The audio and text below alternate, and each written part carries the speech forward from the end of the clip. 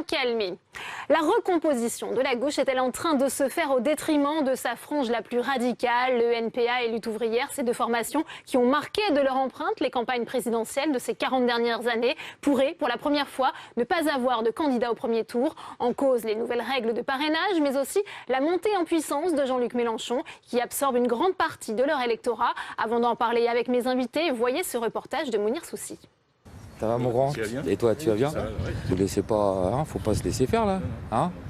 Séance de distribution de tracts devant cette usine aéronautique en banlieue parisienne, où les militants de Lutte ouvrière répètent inlassablement le même message. Nous, écoute, nous on se présente pour défendre le camp des travailleurs, c'est-à-dire que le camp des travailleurs, c'est à lui de s'exprimer aujourd'hui. Un camp qui a du mal à se faire entendre dans cette campagne. Nathalie Arthaud, la candidate du parti, souffre d'un déficit d'exposition. Mais moi je la connais grâce surtout à eux, mais Nathalie, mais c'est vrai que sinon on n'entend pas trop. J'imagine que les gens qui bossent pas en usine, ça se trouve il y en a qui la connaissent même. Oui, c'est possible, bien sûr. Bien sûr. Une grande partie de l'espace à l'extrême gauche est captée par Jean-Luc Mélenchon, qui fait de l'ombre à un mouvement pourtant présent à chaque présidentielle depuis 1974. Mélenchon, il a quand même l'appui du Parti communiste français.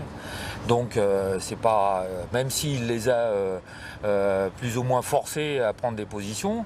Le candidat de la France insoumise bénéficie d'un soutien logistique qui facilite sa campagne, notamment dans la collecte des 500 parrainages, pendant que cette quête devient un réel obstacle pour le NPA. Le changement des règles décourage de nombreux élus, alors dans des vidéos insolites publiées sur les réseaux sociaux, le parti tente de communiquer différemment pour attirer l'attention. Voilà, c'est un boulot énorme, on dépense beaucoup d'énergie là-dessus. Des fois on fatigue, et des fois on cherche des raccourcis. Tu vas signer là, hein? Tu vas signer. Tu vas signer. Je voulais pas signer, hein? On va voir si tu vas pas le faire. Une méthode assumée par le candidat trotskiste. On a un style parfois décalé, pas tout le temps, mais le fait d'être décalé ou le fait d'avoir un peu d'autodérision, c'est aussi un peu ce qu'on est, quoi. C'est-à-dire qu'on, c'est vrai que d'un côté on milite pour dénoncer une société de plus en plus injuste, hein, avec d'une part de la pauvreté, mais même une montée du racisme, une montée des préjugés réactionnaires. Donc il y a tout ce qui fait pas rigoler, mais en même temps aussi la lutte, c'est pas forcément faire la gueule tout le temps.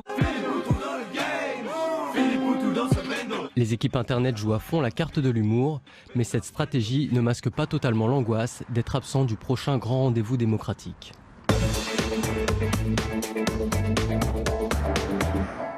Et on ouvre le débat avec mes invités sur ce plateau. Jean-Pierre Mercier, bonjour, merci d'être avec nous. Vous êtes le porte-parole national de Lutte ouvrière, délégué syndical à la centrale CGT du groupe PSA Peugeot Citroën. Merci d'être avec nous. Également sur ce plateau, Gaël Quirante, bonjour. Vous êtes membre de la direction du NPA, le nouveau parti anticapitaliste. Merci d'avoir accepté notre invitation.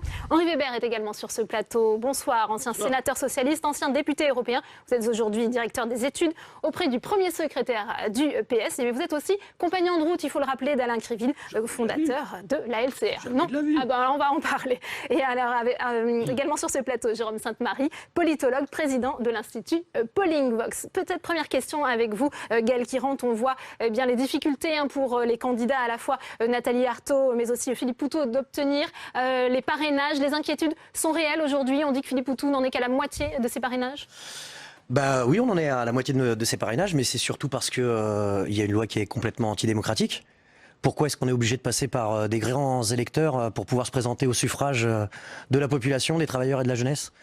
Donc aujourd'hui, oui, bah il y a, comme vous le savez, toute une série de militants et de militantes qui traversent les routes pour aller voir les maires, les conseillers municipaux. Mais pour nous, en fait, on trouve que c'est totalement antidémocratique et c'est une façon, en fait, d'essayer de faire en sorte qu'un ouvrier, je crois que c'est le seul d'ailleurs qui se présente à la présidentielle, puisse exprimer quelque chose qui est important, c'est-à-dire toutes les mobilisations qu'il y a eu ces dernières années, et en particulier au moment de la loi travail. Alors c'est vrai qu'il faut rappeler que les règles ont changé avec la disparition partielle de l'anonymat pour les élus qui donnent leur parrainage. Vous êtes dans le même cas de figure, Jean-Pierre Mercier, à Lutte ouvrière? Écoutez, nous on est confiants, le travail continue, on sait qu'on a toujours surmonté les obstacles qui ont été mis en face de nous. Voilà, si vous voulez, nous on se plaint pas, on y va.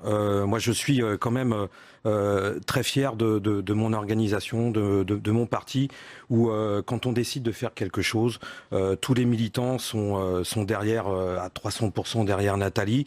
Et oui, on compte bien que Nathalie Arthaud soit présidente, soit, excusez-moi du lapsus est révélateur. qu'elle soit candidate pour faire entendre ce camp des travailleurs qui aujourd'hui manque cruellement dans le débat politique. Jérôme Sainte-Marie, on voit bien les difficultés pour les deux candidats représentés ici sur ce plateau d'obtenir leur parrainage, mais je le disais, ça sera peut-être très bien pour la première fois qu'ils seront absents au premier tour de cette élection. On ne peut pas seulement imputer les nouvelles règles de candidature pour expliquer ce phénomène. C'est aussi peut-être une clarification qui est en train de s'opérer à l'extrême gauche, selon vous ?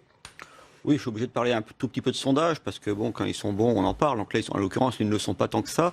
On se rend compte que les candidats d'extrême gauche que l'on teste, alors je ne sais pas si la qualification d'extrême gauche, vous l'acceptez ou pas, mais en tout cas, on est à 1%, 1,5%, 2%, c'est très faible. Il faut savoir que quand même l'extrême gauche, au niveau électoral, pour prendre ce terme générique encore une fois, a pu être assez importante. Et en 2002 notamment, c'était plus de 10%. Les trois candidats issus du trotskisme avaient fait plus de 10%. Et je ne compte pas Lionel Jospin dans ce total. Et donc, par ailleurs, on avait... et encore récemment, c'est pour ça qu'il ne faut pas être amnésique parce que les choses peuvent changer très rapidement. Encore récemment, je me souviens qu'après l'élection de Nicolas Sarkozy en 2007, certains éditorialistes avaient écrit « Entre Nicolas Sarkozy et Besancenot, à l'époque, il n'y a rien ». Bon, en fait, on s'est rendu compte qu'après, notamment l'échec aux élections européennes, les choses s'étaient résorbées, si j'ose dire, assez rapidement. Mais il faut bien voir que très récemment, encore en histoire électorale, l'extrême gauche a pu être assez puissante. Alors, Henri Weber, rien n'est peut-être encore joué. On sait que c'est la date limite, le 17 mars, pour présenter ces parrainages. Qu'est-ce que ça vous inspire, cette situation, avec ce risque peut-être de disparition de ces deux partis, d'extrême gauche ou trotskistes? On va peut-être voir la définition. Il n'y a aucune raison qu'ils disparaissent. Lutte ouvrière a été fondée en 1938. Bon, la Ligue communiste, que j'ai cofondée, cher ami, j'étais compagnon de route de personne. Alain Krivine et moi-même, nous avons cofondé et co-dirigé la Ligue communiste.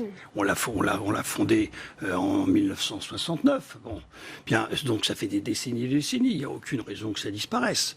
Bon, et alors aujourd'hui, le problème, c'est qu'il y a Jean-Luc Mélenchon avec son talent. Ça ne disparaîtra pas, mais ils ne seront peut-être pas représentés, je le disais, pour cette campagne présidentielle. C'est une situation inédite depuis 40 ans. Parce que l'électorat de l'extrême gauche est aujourd'hui capté par Jean-Luc Mélenchon, qui est un orateur hors pair, qui est un tribun de grand talent, qui se trouve partout, qui fait bien son travail, qui est par ailleurs un excellent organisateur et qui en conséquence draine, parce que c'est vrai, en 2002, il n'y a pas si longtemps, il y avait 5% pour Lutte ouvrière, 5% pour le NPA. Bon, aujourd'hui, tout ça a disparu. Disparu où ? Chez Mélenchon, de la même manière qu'il a siphonné l'électorat du Parti communiste. Il a imposé au Parti communiste le ralliement à sa candidature sans condition. Bon, et sans même concertation. Bon, ben, c'est son talent. Bien, alors moi, de mon point de vue, c'est pas plus mal que dans ce pays, l'extrême gauche soit représentée par une voix, une seule, qui est 3 candidats trotskistes depuis 30 ans à chaque élection présidentielle. On est la risée mondiale. Alors, Jean-Pierre Mercier, peut-être votre réaction. Jean-Luc Mélenchon, le NPA et l'eau, même combat. Vous êtes d'accord? Il y a trop de candidats trotskistes ou vous n'êtes pas du tout sur la même ligne que Jean-Luc Mélenchon? D'abord, traditionnellement, on s'est jamais revendiqué de l'extrême gauche. Voilà, on est communiste révolutionnaire. Ça veut dire qu'on veut quand même, au final, transformer la société. Vous savez, il faut pas confondre le fait électoral, c'est-à-dire le score électoral qu'on peut être amené à faire, et puis les faits sociaux. Vous savez, peut-être que le score de Nathalie, il sera peut-être faible. D'abord, on n'en sait rien. Mais vous savez, dans les usines, dans les entreprises, pendant les mouvements de la loi travail, moi j'ai participé à une grève de 4 mois à l'usine de PSA Aulnay contre sa fermeture. Vous savez, nous on vit dans la vraie vie. On vit au milieu des travailleurs, on vit au milieu des salariés, on partage leurs peines, leurs malheurs et leurs joies. Et vous savez, on peut faire des scores très faibles. Et ça, c'est un épiphénomène. Mais pourquoi cette contestation, et vous le rappelez justement à l'instant, qui s'est manifestée dans la rue, elle ne se retrouve pas dans les urnes justement auprès de vos... Parce que c'est déjà compliqué de se faire entendre. Vous savez, Nathalie, elle est en campagne depuis le mois de septembre et même peut-être bien avant, et elle passe absolument pas dans les médias. C'est une campagne militante qu'on est obligé de faire, et de toute façon qu'on ferait. Mais vous savez, il faut pas se tromper entre le fait électoral et les faits sociaux. Dans la loi travail, on n'était pas minoritaire. parmi le monde du travail. On n'était pas isolés. C'était le Parti socialiste qui était isolé, qui était complètement coupé de la population, qui était complètement coupé du monde du travail. Et oui, on était dans la rue, bien majoritaire, et ce qu'on disait, c'était repris par des millions et des dizaines de millions de travailleurs, en tout cas dans leur pensée. Mais ça, c'est fondamental, parce que vous vous rendez pas compte dans quel monde on vit. C'est-à-dire, vous parlez de disparition. Aujourd'hui, c'est la corruption avec Fillon, c'est des policiers qui peuvent se permettre dans les médias de dire que Bamboula, c'est un terme qui est acceptable, de reconnaître que quand il y a un jeune qui a été violé par des policiers qui ne risquent rien, des Lagarde, des Cahuzac, des Balkany qui courent tranquilles. Mais vous savez, je veux dire, ces mobilisations, rien que sur le mois de février, il y a eu 176 jours de grève. Bien sûr, ça ne fait pas la une des mobilisations. Il y a les grévistes de la FNAC qui viennent de gagner des augmentations de primes. Les pompiers en Haute-Garonne qui ont mené une bagarre de 3 mois. Bon, et ben dans tous ces moments-là, je vous assure, oui, on est à contre-courant ici lorsqu'on est dans les plateaux télé et télévisuels. Mais je vous assure, moi, je suis postier. Au moment de la loi travail, j'étais en grève 66 jours, en grève reconductible avec nos collègues à Asnières et dans d'autres bureaux, en grève majoritaire. On a fait des liens avec d'autres. Les travailleurs, ils en veulent plus de ces sociétés parce que on nous parle de l'élection présidentielle, mais le premier parti, ça va être le parti de l'abstention. Alors on va tout faire. On va tout faire parce que pour être présent à ces élections présidentielles, mais surtout, on va tout faire pour préparer le premier tour social. Aujourd'hui, il y a des travailleuses, des travailleurs qui se battent, qui se bagarrent et qui sont pas forcément attachés à la gauche révolutionnaire, aux idées révolutionnaires, mais qui voient le capitalisme et ils disent mais purée, mais comment c'est cette société? Où on va? Les patrons du CAC 40, ils gagnent à l'année 5 millions d'euros. Vous le disiez vous-même, ils peuvent être aussi tentés par l'abstention, ces travailleurs-là. Ils peuvent être aussi tentés par l'abstention. Mais aujourd'hui, vous savez, pour nous, quand on va se présenter aux élections, on n'est pas comme Mélenchon, on ne dit pas vote pour nous et on va régler le problème. Nous, aujourd'hui, on pense que pour régler le problème, il va falloir qu'il y ait un vrai mai 68 qui aille jusqu'au bout. Ce qui était intéressant avec la loi travail, c'est qu'une mobilisation énorme.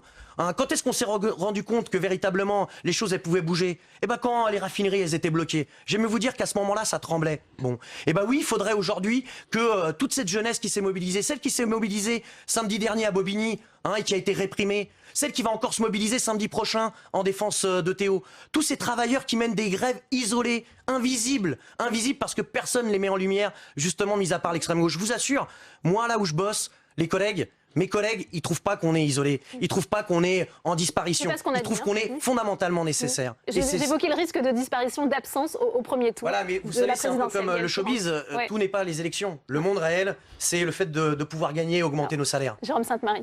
Oui, alors je commencer par le mou, si j'ose dire, c'est-à-dire par les sondages. On peut aller sur des choses un peu plus dures et un peu plus factuelles. Et comme on le sait, les faits sont têtus. Par exemple, il y a quand même des phénomènes qui devraient vous interroger. C'est pas parce qu'on est sur un plateau de télévision, si vous voulez, qu'on ne peut pas constater qu'il y a très peu de jours de grève actuellement, quel que soit. Donc il y a des choses qui sont comptabilisées.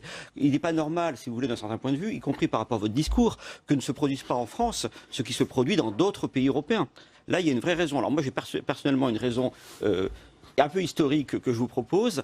Il me paraît qu'aujourd'hui, dans le désir de rupture qui apparaît dans l'opinion française, et qui se traduit très largement parmi les ouvriers qui votent, pas les tous, par le vote Front National, presque 1 sur 2 au premier tour, d'après les études, donc c'est quand même pas rien.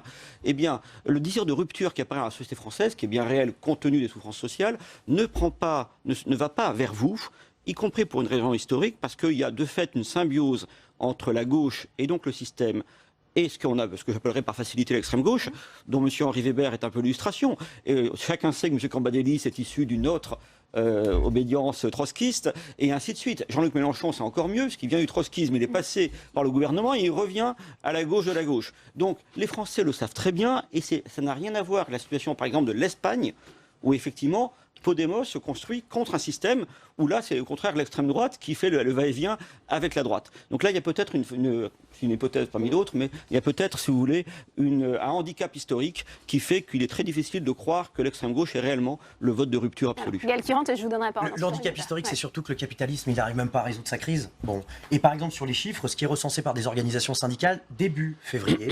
176 conflits du travail. 176 conflits du travail.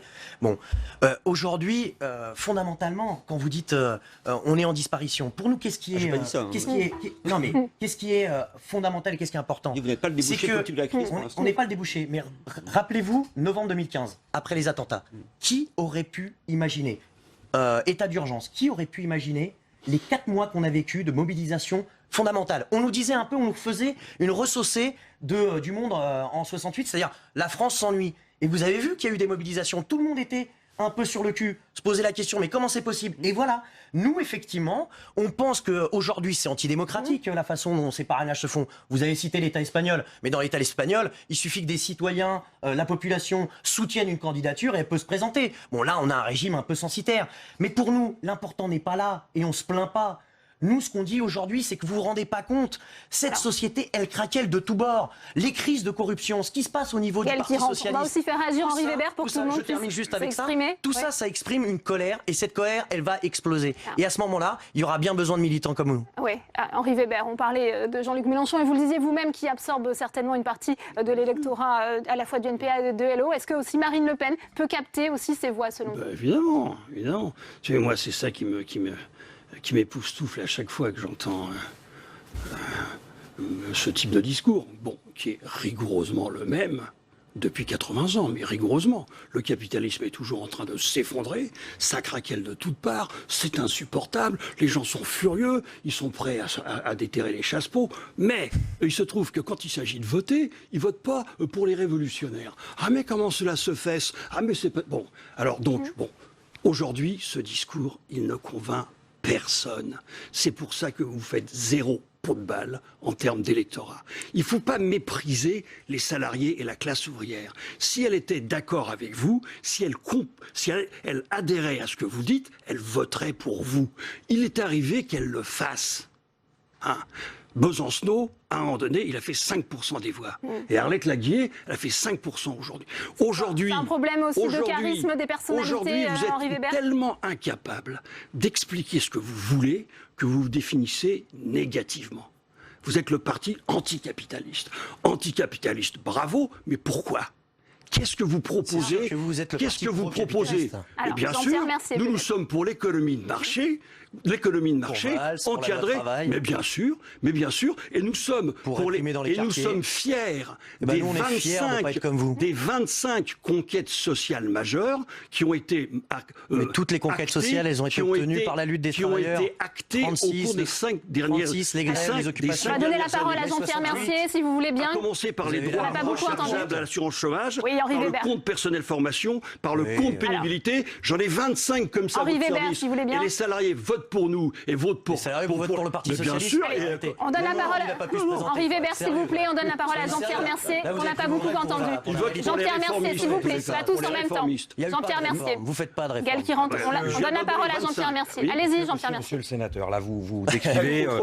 Oui, autrefois, c'est pareil. Vous savez, comment ça se fait qu'en 2012, le Parti socialiste, il a eu tous les pouvoirs institutionnels dans les mains, c'est-à-dire la présidence de la République, le gouvernement, le Sénat, l'Assemblée nationale, les départements, les régions, les plus grandes villes de France. Aujourd'hui, demain, vous allez être mis dehors. Vous êtes vomi par les travailleurs, vous êtes vomi par les retraités, vomi par les chômeurs, et ça se traduit. Malgré la victoire de Benoît Hamon à la primaire, ça a aussi un coup de barre à gauche peut-être. Mais bien sûr, mais vous allez être viré, et alors là, très franchement, vous l'aurez mérité. Oui. Le problème, c'est qu'à chaque fois que vous arrivez au pouvoir, c'est que vous faites gonfler l'électorat du Front National.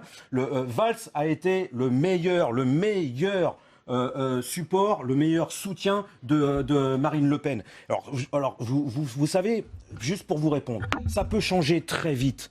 Le mouvement social peut changer très vite. Les travailleurs, oui, bien sûr qu'il y a un mécontentement aujourd'hui. Alors il se traduit politiquement comment? Eh ben, en partie sur Mélenchon, sur Marine Le Pen, sur les autres partis institutionnels, aussi énormément sur l'abstention, et c'est pour ça qu'à Lutte ouvrière, on présente Nathalie Arthaud pour qu'il y ait le camp des travailleurs qui puisse s'exprimer, que ce courant communiste révolutionnaire il puisse exister politiquement, parce qu'il faut que ces travailleurs qui sont majoritairement, socialement, majoritairement dans la population, qui représentent tout, on fait toutes les richesses, on produit tout dans la société, il faut qu'ils puissent avoir dans cette fenêtre politique, dans ce débat politique, dans cette élection politique, le moyen de pouvoir s'exprimer politiquement et défendre son camp, défendre ses intérêts politiques. Alors on verra le score, mais vous savez, quand ça va démarrer, quand les luttes profondes, puissantes, déterminées, quand elles vont démarrer, il y en a beaucoup qui vont avoir peur. Parce que M. Weber, il a un passé politique. Pour moi, c'est un renégat. Et tous les autres combats des listes, oui, vous êtes des traîtres, vous êtes vendus.